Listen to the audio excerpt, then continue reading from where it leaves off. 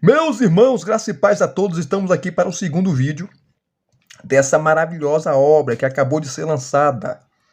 A editora Carisma trouxe aí 3 comentários da série que eles vão trazer de todo o Novo Testamento, de Mateus a Apocalipse, do Grant R. Osborne. Grant R. Osborne, conhecido por vários comentários, várias obras, principalmente pela sua obra magna, A Espiral Hermenêutica. Tá? Uma obra de referência para pregadores, professores, exegetas, seminaristas e por aí vai. Tá? Essa obra é de referência, de fato. Né? Eu tenho ela aqui, já fiz o review dela no canal, A Espiral Hermenêutica e outras obras dele maravilhosas. Um dos grandes eruditos em grego, em Novo Testamento, que ele faleceu, nos deixou em 2018.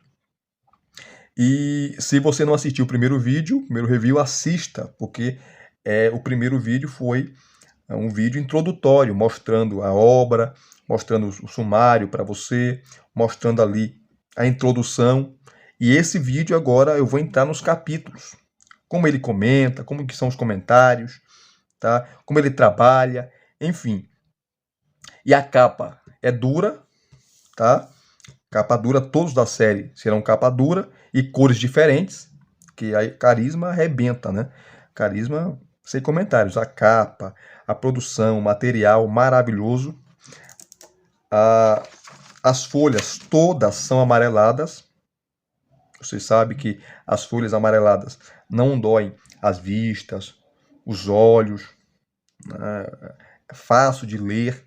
Melhor do que aquelas obras com as folhas brancas, né? A visão chega a dói, chega a arde.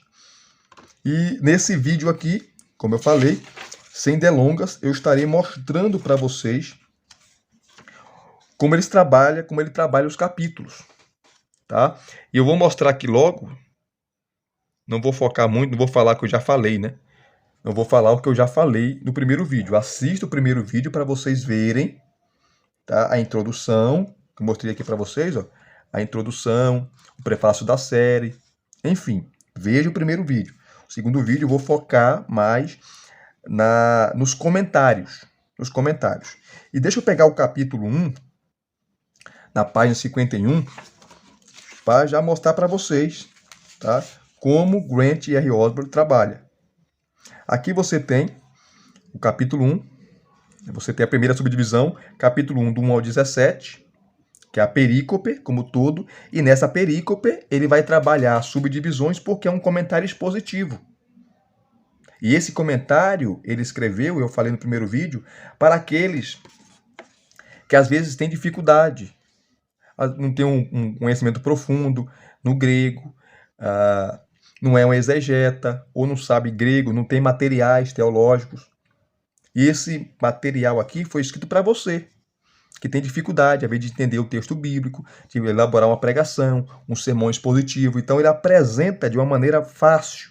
Qualquer um entende a linguagem dele e a explicação dele. E o Grant R. Osborne, ele, além de ser um doutor, alguém muito capaz, ele apresenta de forma fácil o texto bíblico, principalmente os textos difíceis. Você consegue entender a visão dele, a posição dele, tá muito equilibrada e de fácil entendimento. Isso é um dom.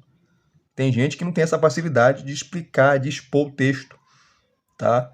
Complica demais. Você acaba saindo mais confuso do que nunca, né? Osborne não. Ele apresenta os textos complicados, principalmente os temas que envolvem a eleição, predestinação. Ele é bem equilibrado e é uma obra arminiana. Grant R. Osborne, ele era arminiano. Então você tem um comentário de Romanos expositivo arminiano comentado, a carta de Paulo aos Romanos comentada por Grant R. Osborne, que era arminiano. Olha que maravilha. Então você, porque a maioria dos comentários que nós temos, né, em português da carta aos Romanos é calvinista, tá? É calvinista. Isso não é um demérito, tá, gente? Não é demérito. Eu não sou nem arminiano nem calvinista, tá? Eu não gosto de ser rotulado, né? Porque a Bíblia não é arminiana nem calvinista. Porque tem textos que vão ajudar o calvinismo E tem textos que não vão ajudar, tem textos que vão ajudar o arminianismo, e tem texto que não vai ajudar. Então é complicado você, eu sou isso, eu sou aquilo, sendo rotulado. Eu não gosto de rótulos, né? De rótulos. Tem pontos bons no calvinismo e também no arminianismo. Mas não dá para fechar com todos os pacotes porque são visões humanas. Humanas, tá? Mas vamos lá. Aqui você tem, Paulo apresenta a si mesmo e o seu evangelho. Então você tem um pequeno comentário, tá? E depois você tem a primeira subdivisão. E ele coloca o tema aqui, né? Paulo sauda os cristãos romanos e descreve sua missão. Romanos capítulo 1, de 1 a 7, que é a primeira subdivisão.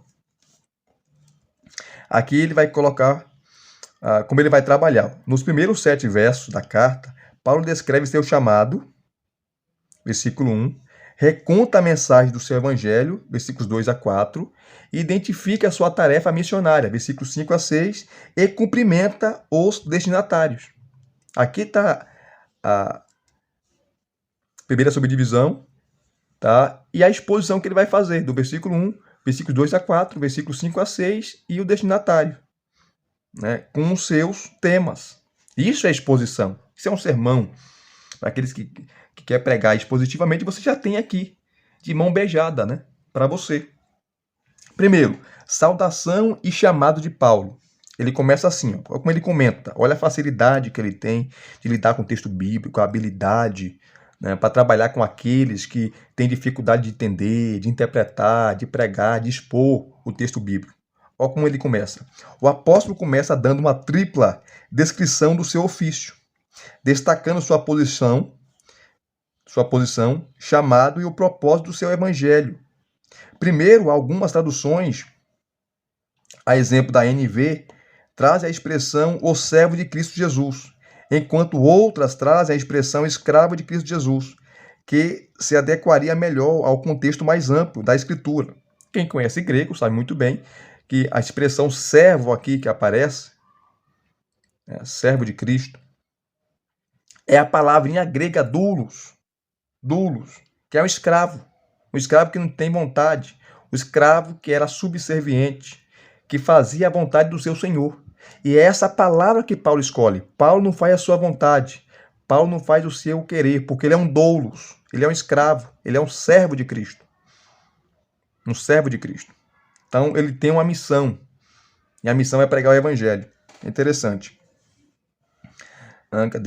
Paulo está seguindo o precedente do Antigo Testamento, no qual, depois de Deus tê-los libertado do Egito, os israelitas foram chamados de escravos de Deus, ou servo de Deus, como título de honra, indicando que pertenciam a Yahvé.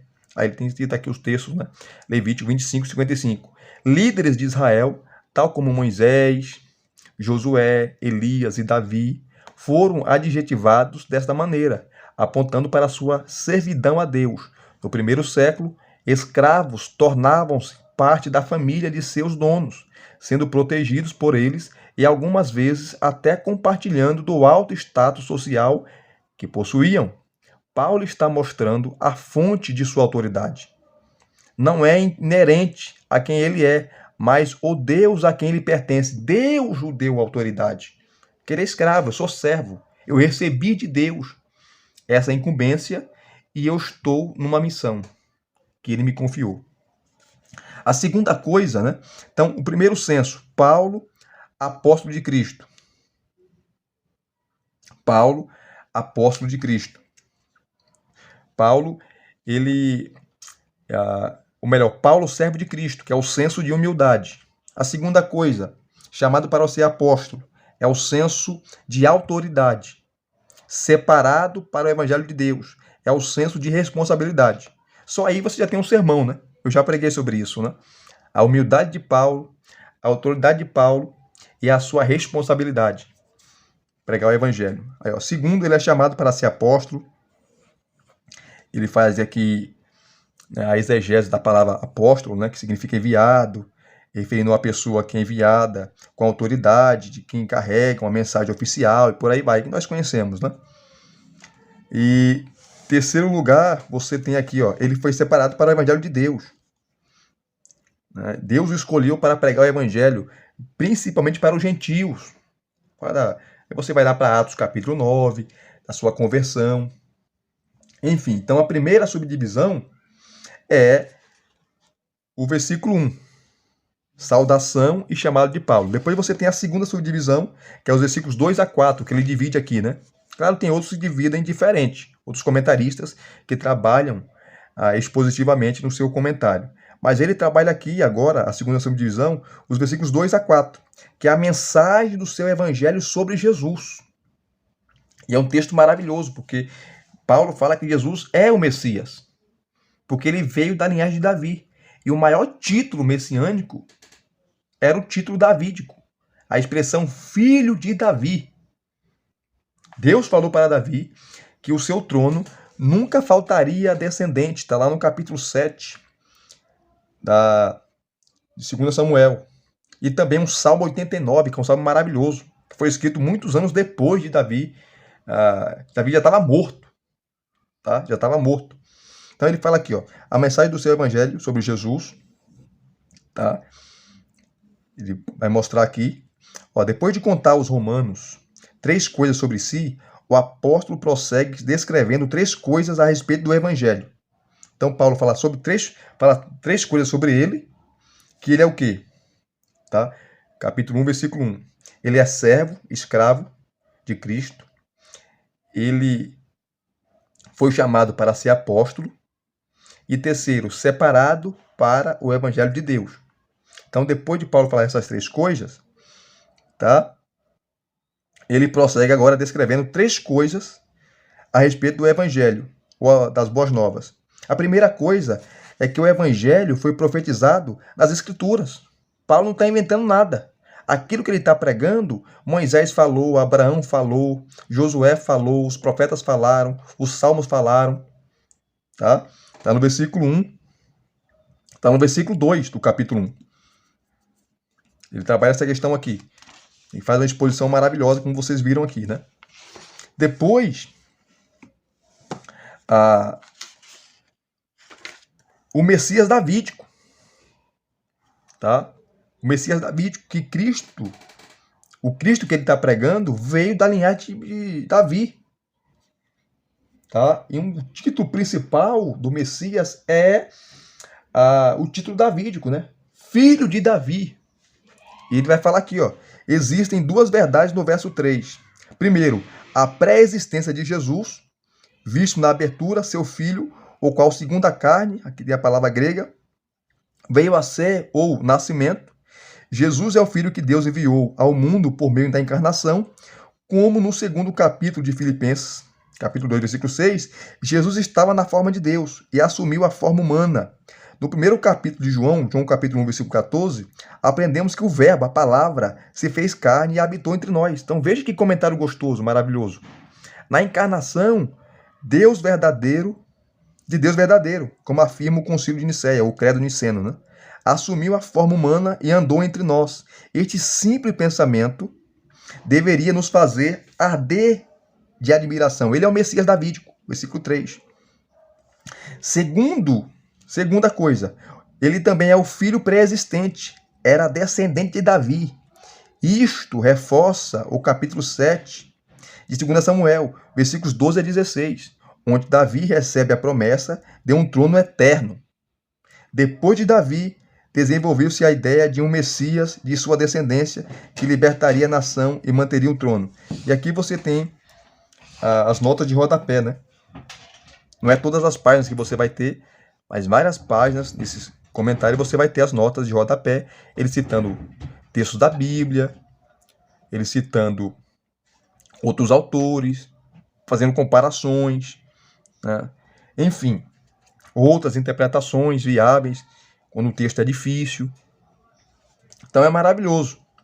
E a terceira designação, né, em relação ao Evangelho, que falava do Messias davídico, que foi profetizado na Escritura, está no versículo 4. Designado, Jesus foi o Messias, foi designado Filho de Deus por sua ressurreição. Tá? Ele trabalha aqui todo o versículo 4 também. A exposição. Que Cristo foi apontado, ele trabalha aqui o verbo horizo no grego, que significa designado ou determinado, enfim. Depende da tradução que você tem aí. Tá? Deixa eu correr aqui. Depois a outra subdivisão que ele faz, tá? É seu objetivo missionário. Paulo vai falar do seu ministério aos gentios. Tá? Ele é chamado o apóstolo dos gentios, das nações. Então Paulo vai apresentando, né? É a introdução mais longa das cartas de Paulo, é a carta aos Romanos, versículos 1 a 7 do capítulo 1. E aqui ele vai trabalhar essa questão, né? Expor os versículos 5 a 6. E aqui você tem a saudação final, né? Destinatários e saudações, que é o versículo 7. Então ele faz uma exposição aqui também. Depois ele vai expor os versículos 8 a 15, que é Paulo agradece e ora por sua visita. Versículos 8 a 15. Ele trabalha também expondo, versículo 8. É versículo por versículo, de maneira expositiva, fácil de compreender, maravilhoso. E não é uma leitura complicada, amarrada, prolixa, não. Deixa eu correr aqui, ó. Deixa eu pegar o versículo 18. Aqui, ó. O tema do Evangelho. Paulo apresenta o tema da sua carta, justiça de Deus. Vai falar da justificação. Aqui ele fala da justificação pela fé, a justiça de Deus pela fé, o que significa, as posições sobre isso, sobre essa questão da palavra grega que aparece aqui para justiça, né? Que justiça é essa? Justiça imputada, aplicada. Ele trabalha essa questão aqui. Então, para você que prega, tá? É muito bom você ter um comentário desse, expositivo. Claro que esse não é o melhor comentário de Romanos, gente. Tá? Você tem um comentário do Murray, você tem um comentário do John Stott e outros comentários, mas esse comentário é maravilhoso porque é expositivo também e, como eu falei para vocês no início, não é aquele comentário profundo, exegético, longo, não, mas é o comentário para aqueles que têm dificuldade em entender o texto bíblico, em fazer um sermão, em pregar expositivamente, um estudo bíblico. Mas também é para o erudito. Tá? Também é para o erudito. Mas foi escrito para aqueles que não têm material teológico, que têm dificuldade. Esse foi o objetivo do Osborne. Trazer o Novo Testamento, né? Trazer os textos, os versículos, os capítulos do Novo Testamento de fácil compreensão, comentar os versículos, comentar todo o Novo Testamento de Mateus e Apocalipse, trazendo uma fácil compreensão do Novo Testamento para aqueles que têm dificuldade. Então tá aqui, ó. Os versículos 16 e 17, tá? Aí você tem aqui, ó. Cadê?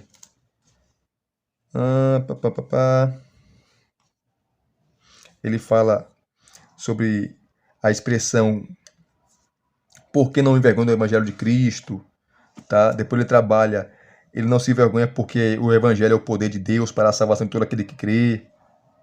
Poder, a palavra poder aqui é dínamos, no grego, dinamite, tá? Você prega, você não salva ninguém. E por trás da sua pregação, por trás da pregação do Evangelho está o poder de Deus, salvando pecadores e por aí vai, tá? E trabalha essa questão aqui maravilhosa. E aqui, ó, ele trabalha aqui, ó. O significado de justiça de Deus está no centro desta carta. E é bem debatido. Há 3 interpretações básicas acerca da expressão justiça de Deus. A primeira, ela poderia ser possessiva. Justiça de Deus indicaria que é um atributo divino ou sua justiça. Um significado de dikaiosine, a palavra grega é traduzida para justiça, ou a sua fidelidade. Segundo, poderia ser subjetiva, destacando que Deus estaria ativamente tornando seu povo justo. Isto acrescentaria uma dimensão espiritual ou moral à frase, destacando o poder de Deus de trazer as pessoas para si e transformá-las para que vivam retamente. Terceira interpretação, né? As três têm base. Poderia enfatizar Deus como a fonte ou a origem, justiça que vem de Deus, o que traz ramificações forenses. O que é ramificações forenses? Isso aqui é um termo de um tribunal. Toda a raça humana estava no tribunal e Deus com seu martelo para condenar. Mas veio Cristo, pagou a minha conta, pagou meu débito, tá, perante Deus, morrendo pelos meus pecados, e me declarou justo. Como? Ele depositou a sua justiça, colocou a sua justiça na minha conta, pagando meu débito, falando, Pai, ele não deve mais nada. Então foi um ato forense, onde, por meio de Cristo, Deus me declarou, me declara justo. Essa é a posição mais defendida, né, das três aqui. Então tá aqui, ó.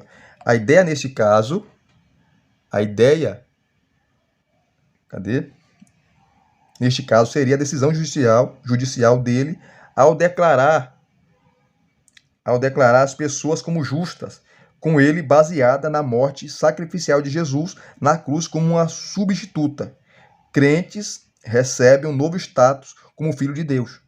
Aí ele fala aqui, ó, a terceira abordagem tem sido amplamente aceita desde os dias de Martinho Lutero. É a principal, né? E a ideia principal de Paulo. Ao mesmo tempo, muitos estudiosos concordam que não precisamos escolher um para excluir os outros. Todas têm base. As três, né? E um entendimento eclético é provavelmente melhor. Então, enquanto o entendimento subjetivo e forense está no centro, quando os crentes são trazidos a um correto relacionamento com Deus, um lado moral também emerge como parte do significado. Tá? O apóstolo usa justo ou justiça de múltiplas formas neste verso.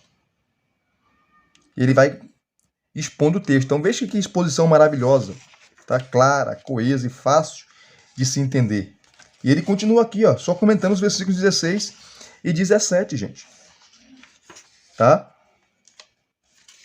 Maravilha. Depois ele vai trabalhar a segunda subdivisão desse capítulo 1, que é os versículos 18 e 32. A ira de Deus contra os gentios. Ele faz uma pequena exposição, tá? E aqui tem as subdivisões. Versículo 18 a 20. Os gentios rejeitaram a autorrevelação de Deus. Depois você tem aqui, ó, ele faz um pequeno relato e ele vem aqui, ó, a razão para a ira, suprimindo a verdade de Deus. O que é suprimir? É matar a verdade por afogamento. Os pecadores rejeitam a Deus e rejeitam a sua revelação, rejeitam a sua verdade, matando-a por afogamento. Porque a expressão grega aqui, suprimir, é matar por afogamento. É estrangular. É matar a pessoa, matar alguém por asfixia. Tá? Isso aqui é interessante. E Deus se revelou como? Ele vai trabalhar os versículos 19 e 20, né? Como Deus se revelou? Pela natureza, a revelação geral. A revelação geral, a natureza, as coisas criadas, deixam os seres humanos indesculpáveis. Ninguém pode falar que não conheceu Deus, que não sabe quem é Deus. Porque quando você olha para o sol, para a lua, para as estrelas, tá? A simetria do universo, a perfeição do universo, por trás dessa perfeição há uma mão. A mão criadora, há um design, há um arquiteto que desenhou, que projetou, que fez o universo. Então ele trabalha aqui o versículo 18, a ira de Deus, de maneira espetacular. E aqui, os versículos 19 a 20, ele trabalha conhecendo Deus sem desculpas, a revelação pela criação, ou a revelação geral. Tá? Deus se revelou, manifestou pela sua criação. Então ninguém é inocente. Tá? Maravilhosa a exposição que ele fez aqui. Versículo 19 e 20, não dá para ler. Mas como você viu lá, as partes que eu li, versículo 1, do capítulo 1, você vê que o comentário é maravilhoso, não é qualquer comentário não. Depois aqui, ó, a retribuição divina é a consequência do pecado deliberado, que é os versículos 21 a 31. Tá? E ele vai trabalhar aqui, ó, as três passagens de trocas que seguem. Versículo 21, a 24, aqui eles erraram, né? Eles colocaram versículo 21 a 21. Mas aqui é 24. Versículos 21 a 24, tá? Primeira subdivisão. A segunda, versículos 26 e 27. E a terceira, 27 a 31. Trabalham porque a humanidade pecadora é indesculpável. As três passagens de trocas que seguem trabalham porque a humanidade pecadora é indesculpável. Aí vem a primeira. Eles trocaram o quê? Tá? Eles trocaram a glória de Deus, trocaram a imagem de Deus, né? O Deus Santo perfeito, para adorar homens, o antropocentrismo, adorar animais, aves e por aí vai. A primeira troca, a depravação das mentes na idolatria. Tá? Paulo está falando sobre a depravação total. E o que é a depravação total? É que o pecado do homem, a queda de Adão, foi a casca de banana aonde toda a humanidade caiu, escorregou. Todos estavam em Adão. Adão era o representante federal da raça humana. E ele vai falar isso quando vai comentar o capítulo 5, a partir do versículo 12. Do primeiro Adão e o segundo Adão. Aqueles que não estão em Cristo estão em Adão. Adão é o cabeça da humanidade caída. E aqueles que estão em Cristo, tá? O segundo Adão, estão salvos, justificados, regenerados, porque Cristo é o cabeça da humanidade redimida. Olha só que maravilha. Então ele trabalha aqui os versículos 21 a 24 de maneira extraordinária, fantástica. Vou correr aqui por causa do tempo, tá? Depois aqui, ó, ele fala, nulos em seus próprios raciocínios e corações obscurecidos, versículo 21. Depois ele vai comentar os versículos 22 e 23, a troca da glória de Deus por imagem de idólatras, quadrúpedes, répteis, animais. O homem deixou Deus para adorar bicho, adorar criatura. Criatura adorando criatura. Olha que loucura. Tudo isso faz parte da depravação total. E o versículo 24, você tem aqui, ó, Deus os entrega à impureza sexual. Você tem isso, o versículo 24, o versículo 26 e o versículo 28. Deus entregou, que significa que a ira de Deus trabalha de maneira silenciosa. Como? É como se Deus cruzasse os braços, deixando o ser humano exercer toda a sua imundícia, todo o seu pecado. Como eles endureceram o coração, como eles se voltaram contra Deus, viraram as costas para o Criador, Deus deixa eles exercerem toda a maldade do seu coração. Isso é a ira de Deus. Deixar o ser humano à sua própria sorte. Tá? Deixar a carroça, a Deus dará. A Deus dará. Já que vocês querem assim, então façam da maneira que vocês querem, porque vocês me rejeitaram. Olha o que ele fala aqui, ó. A dívida da lex talionis, que é uma expressão do Antigo Testamento, que é a lei da retribuição que governou a jurisprudência no mundo antigo, levou Deus a entregar a esses gentios as consequências da sua depravação, que é a palavra paredoken. Entregou-os. Refere-se a Deus entregando-os para a vida de impureza que eles escolheram para si. Na Septuaginta, também há um tom militar. Israel pecou contra Deus, então ele entregou-os aos seus inimigos. Isto é proeminente, especialmente no livro de Juízes, que é organizado de acordo com ciclos. Israel cai em pecado e Deus entrega o povo nas mãos de outras nações, que o conquista e escraviza por uma geração. Israel se arrepende e Deus os liberta da nação opressora. A geração seguinte cai novamente no pecado e o ciclo recomeça. Deus entrega-os à impureza ou obscenidade, que é a palavra grega akatasia, um termo usado no Novo Testamento para a imoralidade sexual, todo tipo de pecado sexual, né? Aqui ele cita outros textos, né? Isso não significa que Deus os forçou a viver imoralmente, mas que permitiu que seu pecado seguisse o curso, permitindo que os desejos pecaminosos dos seus corações levassem-nos à impureza sexual para a degradação dos seus corpos uns com os outros. Eles recusaram a honra a Deus em suas mentes. Então ele os entregou à desonra dos seus corpos. Sem Deus, os padrões morais degeneram e o sexo é rebaixado ao comportamento animal. É que nós estamos vendo hoje. Então veja que comentário maravilhoso. E assim ele segue em todos os seus comentários. Então a linguagem é fácil, gente. Qualquer um entende. Depois você vem aqui, a segunda troca.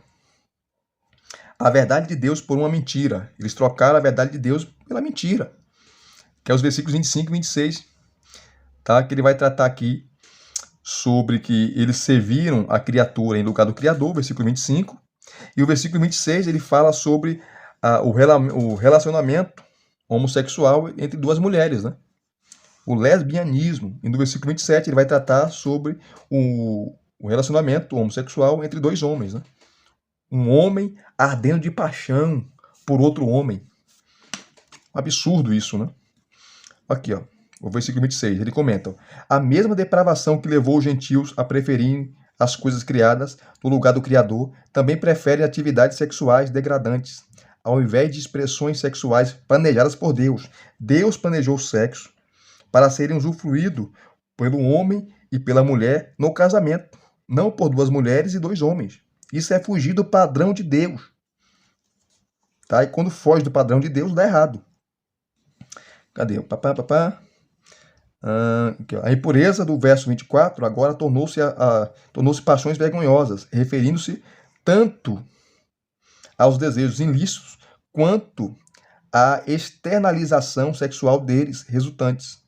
Essas paixões vergonhosas são duplamente removidas do verdadeiro lugar do sexo para Deus, uma vez que são fora do casamento e fora do relacionamento homem e mulher, que é a intenção da própria criação. O principal exemplo é a prática homossexual, porque até as mulheres trocaram o modo natural das relações íntimas por outro. E essa expressão aqui, modo natural, gente, é aquilo que Deus criou. O sexo, tá, que a mulher deve praticar é com um homem na união heterossexual, quando ela se casa com o seu esposo. Não deve ser praticado com outra mulher. Esse texto é fortíssimo, né? Aí os liberais ou aqueles que querem aprovar e apoiam o casamento homossexual ou o comportamento homossexual, não, Paulo está condenando aqui a pederastia, ele fala sobre isso aqui. Paulo está condenando aqui os idólatras, porque o contexto de idolatria, não, Paulo está condenando o homossexualismo. É pecado, tá? Deus criou um padrão e os homens pecadores mudaram esse padrão. E ele vem aqui, ó, ele vai usar as palavras gregas, né, como a palavra psiken e parapisen, natural e não natural. Natural é uma relação sexual entre o homem e a mulher, e não natural é a relação de mulher com mulher e homem com homem. É não natural, é antinatural. Ele explica aqui. Depois ele vai comentar. Deixa eu correr aqui, meu Deus do céu. Depois ele vai comentar aqui, ó, os versículos 27 e 31. E o versículo 27 fala da relação homossexual de um homem para com outro homem. Né? Um homem amando outro homem, ardendo de paixão por outro homem, ardendo de prazer, de tesão por outro homem. Isso é antinatural, são desejos pecaminosos. Top, né? Então E ele faz a exposição maravilhosa. Deixa eu parar aqui. Depois ele comenta o versículo 28. Tá? E os versículos 29 a 31, aonde tem aqueles vários pecados, né, que Paulo lista. Ele divide aqui, ó. Ele divide pecado por pecado. Olha só o que ele vai falar. Ó, cadê? A mentalidade descrita acima é incapaz de tal comportamento. Então as pessoas depravadas são cheias de todo tipo de pecado vistos nesta lista.